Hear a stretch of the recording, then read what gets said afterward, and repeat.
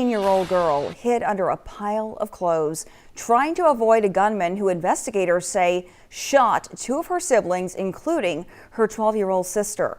Chilling new details in court documents are shedding more light on a shooting we first reported earlier this week. The accused gunman, Willie Simpson, is now behind bars. Our Michelle Choi is at the Northwest Houston apartment complex where it happened with the latest details. Yeah, Cheryl, this apartment complex behind me here on Timber Creek Place Drive is where, according to court documents we've obtained, say that Willie Simpson showed up angry, armed, and looking for his ex. A week later, it was a much quieter scene when we stopped by the apartment where this all unfolded. It was just before 8:30 p.m. last Sunday when deputies responded to a much more chaotic scene.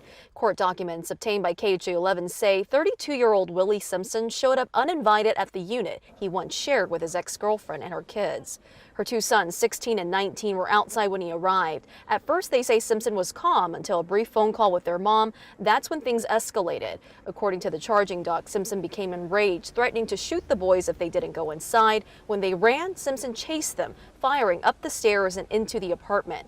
The 19-year-old was shot in the abdomen and rushed to the hospital where doctors removed his spleen. The 16-year-old jumped from a second-story balcony to escape. Deputies sharing with us at the time who responding officers found. When they arrived, they were met by a 12-year-old female who had been shot in the abdomen.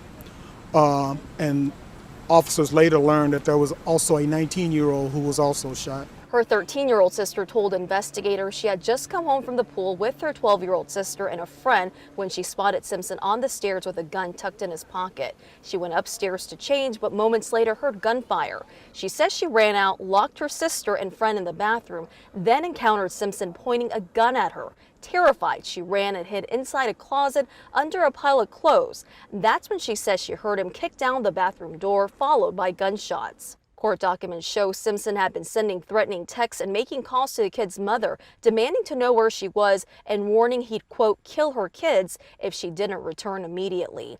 She told deputies she called police and tried to call her 19-year-old son to warn him, but it was too late.